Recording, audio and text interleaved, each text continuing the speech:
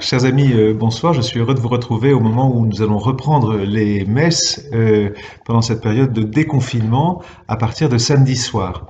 Que se passe-t-il et qu'allons-nous mettre en place? Alors, ce qui se passe, c'est que l'Église de France a saisi le Conseil d'État contre la limitation des messes à 30 personnes, mais que, en attendant le résultat de cette saisie, eh bien, elle nous invite, elle nous recommande toutefois de respecter la limite imposée par le Premier ministre que la conférence des évêques de France rencontrera dimanche soir. Monseigneur Aupetit, dans un communiqué de ce vendredi matin, invite tous les curés des églises de Paris, je le cite, à célébrer dans le strict respect des distances et des gestes barrières, comme ils l'ont toujours fait.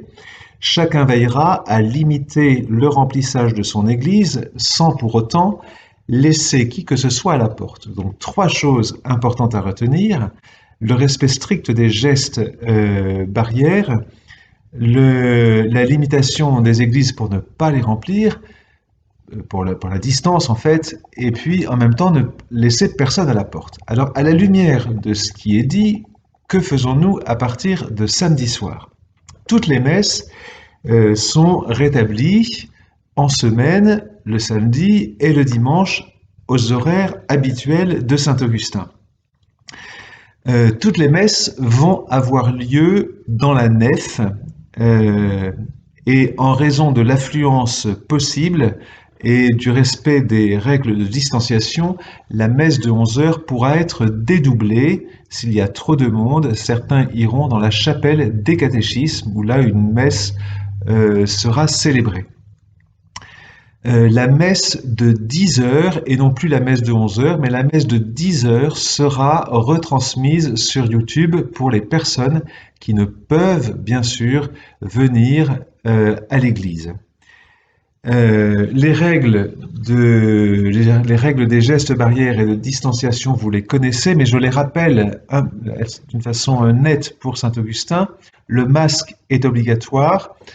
Ayez toujours un flacon de gel avec vous, notamment pour vous nettoyer les mains avant la communion. La communion dans la main est vivement recommandée par les évêques. Vous vous approchez du prêtre et vous recevez, en mettant les mains à plat, vous recevez l'hostie et vous communiez en vous éloignant un peu du prêtre, mais vous communiez face à l'autel. Vous ne communiez pas en repartant et d'une façon nonchalante, bien entendu. Autre point important, la distanciation de 8 mètres carrés entre les personnes ou entre les familles. Les familles peuvent rester groupées, mais il faut qu'il y ait une distance nécessaire entre les familles. Pour ce faire, vous avez un petit logo vert ici qui indique les chaises sur lesquelles vous pouvez vous asseoir. Les chaises qui n'ont pas de logo doivent rester vides. Et ainsi, les distances seront respectées.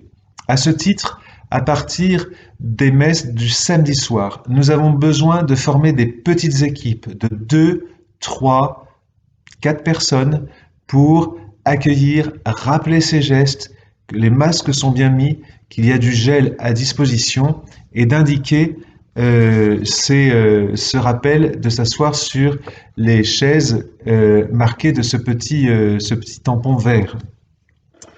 Maintenant, pour la dimension liturgique des messes. Il n'y a pas de chorale en raison de la distanciation des personnes et du masque obligatoire. Donc, pas de chorale. Il y a bien sûr un chantre et un organiste. Le nombre de personnes dans le chœur est limité à un célébrant. D'autres célébrants pourront le rejoindre pour la communion. Un célébrant et 5 servants d'autel au maximum, ainsi que 5 Augustines maximum, parce que les servants doivent aussi garder leur distance. Il s'agit de ne pas se retrouver, de se regrouper trop les uns contre les autres. Les lecteurs et les porteurs de communion seront choisis parmi les adultes. Et vous montez toujours dans le chœur après vous être nettoyé les mains. Il y a bien sûr le sens unique de la communion avec la distance personnelle qui est à évaluer. Sens unique, tout le monde se retrouve dans la nef, pour ceux qui sont dans la nef et sur les bas-côtés, et retourne par les bas-côtés comme on le fait depuis le premier confinement, depuis le premier déconfinement. Ceux qui sont dans les chapelles latérales de Saint-Joseph ou bien du Sacré-Cœur vont communier au chevet de l'église vers Saint-Augustin et Sainte-Monique. Bien sûr, je pense aux personnes qui, en raison de leur âge, des personnes âgées, les personnes à risque, les personnes qui sont positives, les personnes qui ne souhaitent pas venir à ces messes, mais qui souhaiteraient recevoir la communion. Il y a deux possibilités. Vous pouvez venir le dimanche après-midi entre 14h30 et 17h30, 18h, la communion vous sera donnée. Vous vous y préparez en lisant les lectures du jour et puis vous venez recevoir la communion comme ce que l'on fait actuellement dans l'église, donc le dimanche après-midi. Et puis bien sûr, je pense à tous les fidèles qui, connaissant chez eux, auprès d'eux, des amis, des personnes qui ne peuvent pas se déplacer mais qui souhaiteraient communier, eh bien, de venir avec une custode, de demander le nombre d'hosties nécessaires dans la mesure où nous vous connaissons, nous vous faisons confiance, nous pouvons vous confier le corps du Christ à aller apporter par ce geste fraternel à ceux qui ont besoin de la communion. Ça facilite aussi les choses. Donc, rappelez-vous, les gestes de distanciation et les gestes barrières, le fait que les messes soient limitées, mais qu'en même temps, pastoralement, nous ne refuserons pas de monde. Et troisième chose, il y a toujours la possibilité de venir recevoir la communion le dimanche après-midi et de demander à ce qu'on vous apporte la communion pour les personnes qui ne souhaitent pas descendre à l'église, ce qui est tout à fait compréhensible. Pour les messes de Noël, nous réfléchissons bien sûr et nous vous proposerons une autre organisation.